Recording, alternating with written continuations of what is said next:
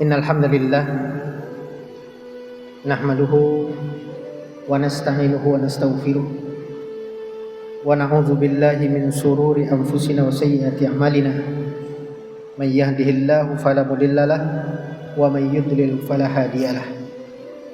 Asyhadu an la ilaha illallah wa asyhadu anna Muhammadan abduhu wa rasuluhun nabiyil karim la nabiyya ba'da amma ba'du.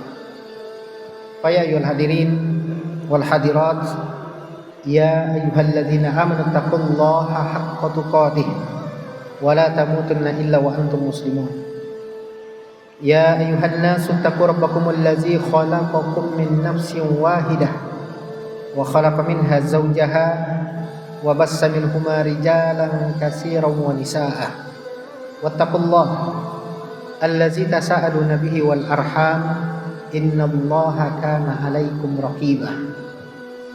Ya ayyuhalladzina amanu taqullaha wa qulu qawlan sadida yuslih lakum a'malakum wa yaghfir lakum dzunubakum wa may yuti'illaha wa rasulahu faqad faza fawzan 'azima. Bapak Ibu yang dirahmati Allah, kaum muslimin dan muslimat, jemaah salat zuhur yang semoga selalu dan senantiasa berada dalam limpahan rahmat dan kasih sayang Allah Subhanahu wa taala.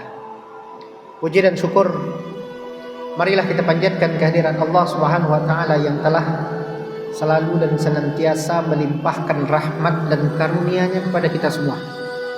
Sehingga pada siang hari ini berkat izinnya jualah kita dapat sama-sama hadir memenuhi undangan Allah Subhanahu wa taala untuk melaksanakan salat zuhur berjamaah.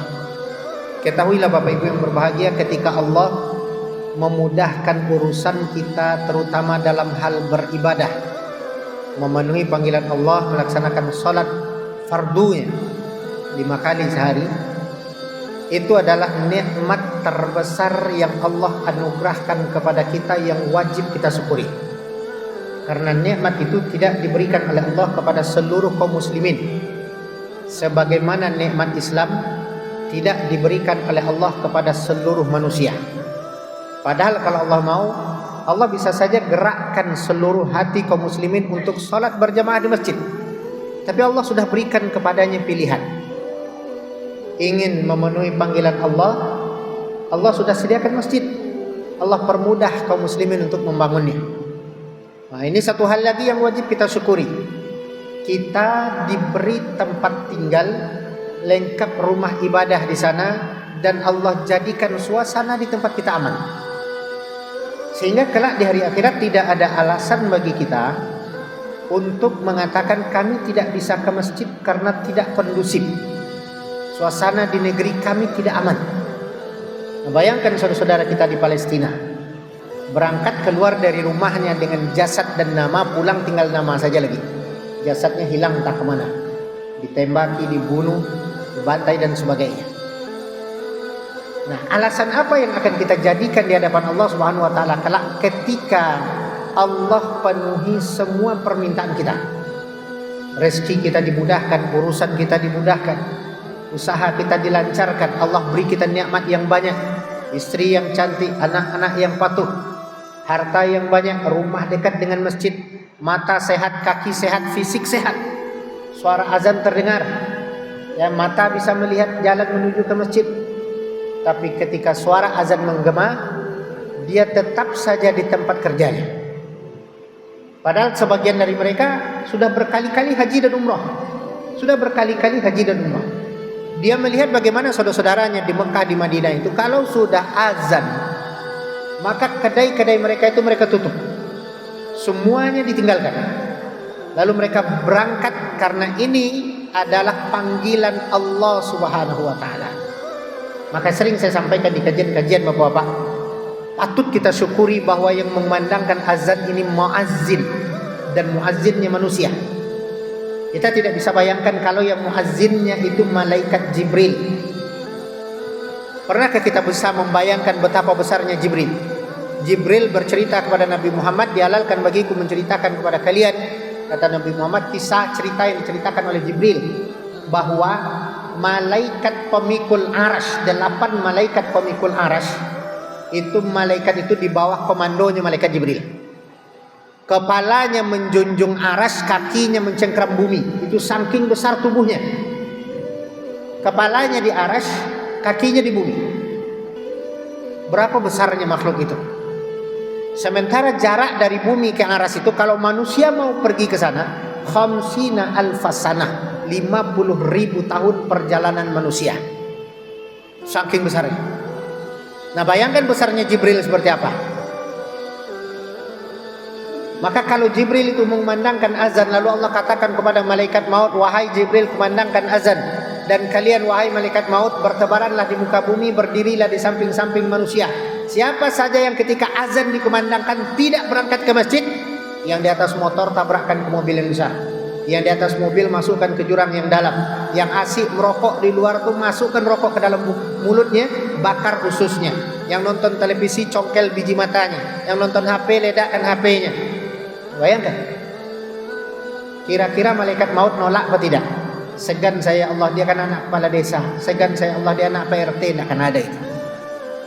Malaikat kami adalah makhluk-makhluk yang paling taat, tidak memajukan perintah kami satu detik pun, tidak pula memundurkan.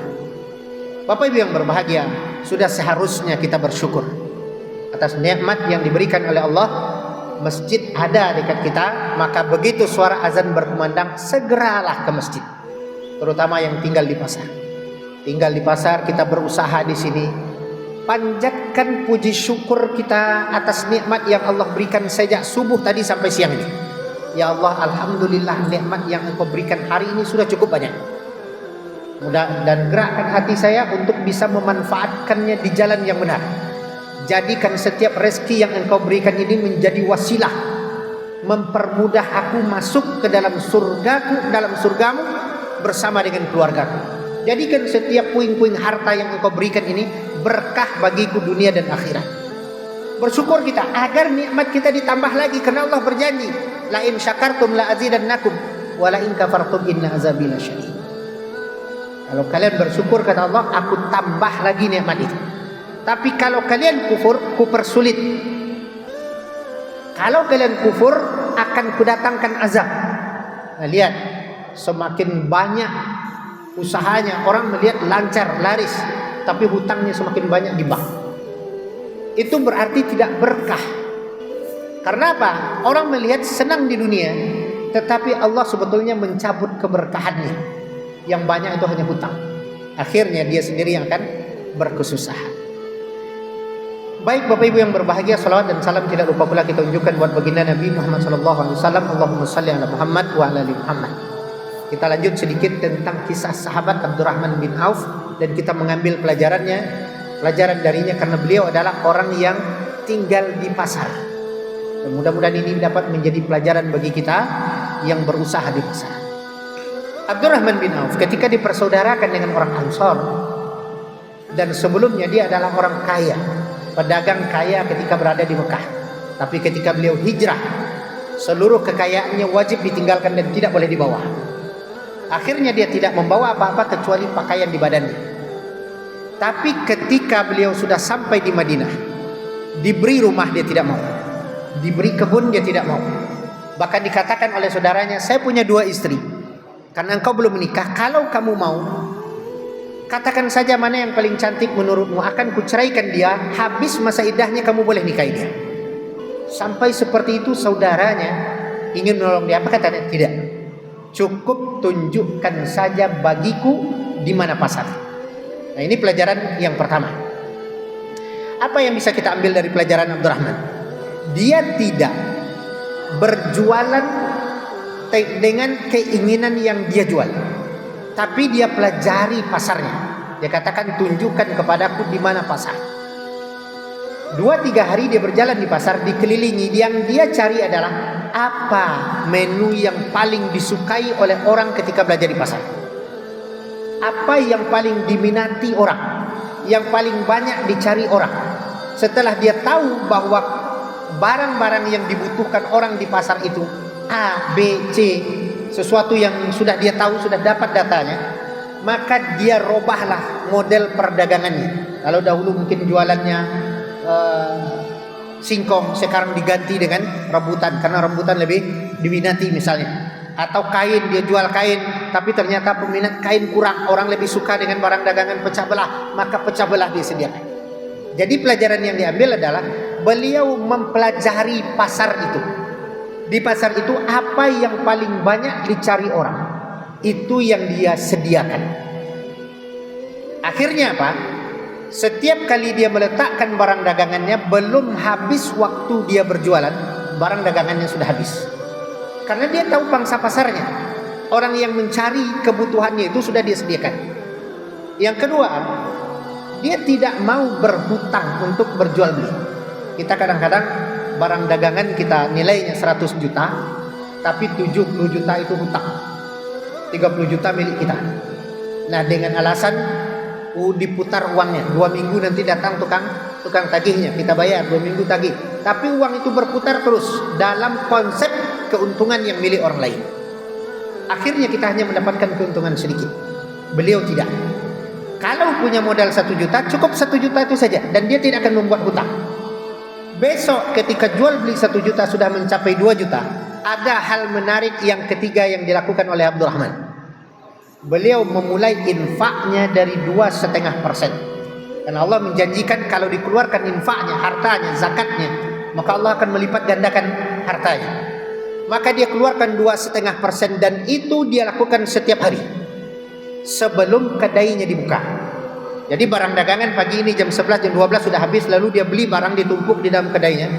Besok sebelum pagi dia membuka kedainya, dia berjalan mencari fakir miskin dan diberikan kepadanya 2,5% dari harta yang dia dapat. Dan ini bukan zakat. Dia bukan mengeluarkan zakatnya. Dia keluarkan infaknya 2,5%. Zakat dihitung setelah 1 tahun. Karena zakat itu ada syaratnya, sampai nisab dan haulnya, sampai masanya 1 tahun, sampai nilai zakatnya 85%. Dia keluarkan sodakohnya, nilainya 2,5%. Lalu setelah dia dapatkan orang miskin, dia berikan kepada dia, barulah dia membuka kedainya dengan bismillah. Maka dibuka kedai, begitu kedai dibuka, dalam waktu sebentar saja isi kedainya habis. Besoknya dia tingkatkan yang 2,5% menjadi 3%, menjadi 5%, menjadi 10%, sampai 70%. Dia infakkan hartanya jalan Allah. Dia bagikan kepada fakir miskin. Sampai-sampai dia membuat daftar siapa fakir miskin yang berhak menerima, boleh datang kepadanya. Akhirnya apa? Hampir semua para pedagang mengambil modal dari dia. Orang lain pun berbelanja dengan dia. Orang miskin juga kembali berbelanja dengan dia. Sampai hartanya menumpuk. Hartanya menumpuk. Dan kalau dia diajak berinfak di jalan Allah, perhatikan bagaimana Rasulullah SAW ketika berada di atas mimbar. Apa kata Rasulullah? Allah dan Rasulnya membutuhkan infak kalian. Siapa di antara kalian ingin menyumbangkan hartanya? Kita butuh untuk membeli peralatan perang. Kata beliau, izinkan saya pulang dahulu ya Rasulullah. Saya tanya kepada istri saya di rumah, berapa harta yang ada? Istrinya bilang 4.000. Lalu dia katakan, bagaimana kalau 2.000 dinar kita infakkan? Kata istrinya, silakan, karena ini milik Allah, dan Allah memintanya kembali, maka kita berikan kepadanya. Lalu dia katakan kepada Rasulullah, ya Rasulullah, saya punya 4.000 dinar, saya infakkan 2.000 dinar, 50%-nya. Kata Rasulullah, semoga Allah Subhanahu wa taala menerima apa yang sudah kamu infakkan dan memberkahi apa harta yang sedang kamu tinggalkan. Kemudian Rasulullah sallallahu alaihi wasallam kembali mengumpulkan infak. Merasa belum cukup, Rasul bertanya lagi, siapa lagi di antara kalian yang ingin berinfak? Beliau katakan, izinkan saya pulang dahulu ya Rasulullah. Saya tanya lagi sama istri saya.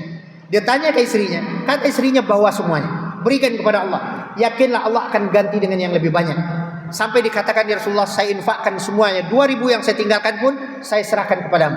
Maka kata Rasulullah, Allah dan Rasul menerimanya, dan Allah memberkahi pada setiap harta yang kamu infakkan dan harta yang kamu tinggalkan. Ketika Rasulullah meninggal, Bapak Ibu yang berbahagia, satu ketika lewatlah kafilah Abdurrahman bin Auf, 750 ekor onta dengan barang dagangan di atasnya, lengkap dengan 750 budak yang membawanya. Itu sama dengan 750 tronton mobil yang isinya barang dagangan semua. Ketika Aisyah memuji barang dagangan, ini milik siapa? Abdurrahman bin Auf. Alangkah kayanya Abdurrahman saat ini. Allah telah memberkahi setiap hartanya dari doa Rasulullah. Sampai kabar ini kepada Abdurrahman, Abdurrahman menangis. Beliau menangis bukan karena apa-apa, tapi karena merasa bahwa pujian ini terlalu berat. Dan ketahuilah dia paling takut dengan harta yang banyak. Sampai akhirnya beliau berkata, wahai Ummul Mukminin, jadilah engkau sebagai saksi. 750 budak ini semuanya aku merdekakan. 750 ekor unta ini semuanya aku berikan kepada fakir miskin. Dan 750 barang dagangan ini semuanya aku bagikan kepada fakir miskin, janda-janda dan para ummah. Lihat, 100% dari seluruh kekayaannya dihabiskan. Di akhir hayatnya, ketika beliau ingin miskin dan ingin masuk kaya cepat karena tidak mau hisab yang lama. Karena orang kaya itu hisabnya lama, kata Rasulullah. Kenapa bisa lama? Karena orang kaya setiap hartanya itu rupiah demi rupiah ditanya, dari mana kamu dapat halal atau tidak, kemana kamu keluarkan halal atau tidak. Maka dibeli semua kurma busuk yang ada di kota Mekah, supaya semua orang yang merasa kurmanya tidak laku bisa menjadi uang kurmanya itu. Tapi apa yang terjadi? Dia ingin miskin, tapi Allah ingin dia kaya. Karena Allah tahu di tangan dia harta itu berkah bagi fakir miskin. Harta itu berkah bagi fakir miskin. Akhirnya ketika semua sudah diborong, datanglah utusan dari Yaman menginginkan 10 kali lipat dibeli. Harganya 10 kali lipat dari harga yang sudah dibeli. Akhirnya beliau kembali menjadi orang kaya. Kekayaannya ketika di Hidayat menghitung 145.000 dinar emas, itu diperkirakan kekayaannya setelah beliau meninggal setara dengan 72.000 miliar atau 27.000 triliun. Itu harta kekayaan. Dan ketika dibagikan, anak-anaknya mengambil bagian hartanya, memotong emas yang ada di dalam kamarnya dengan kapas. Bayangkan saking banyak. Dan keberkahan itu didapat karena dia diamanahkan oleh Allah dan dipercaya untuk mengembangkan harta Allah. Jika Bapak Ibu ingin kaya, maka ikutilah jalan yang sudah diterangkan oleh para sahabat, yang telah dilakukan oleh para sahabat ini, dan semoga Allah Subhanahu wa taala menjadikan kita orang-orang yang sukses dunia dan akhirat. Demikian, terima kasih. Assalamualaikum warahmatullahi wabarakatuh.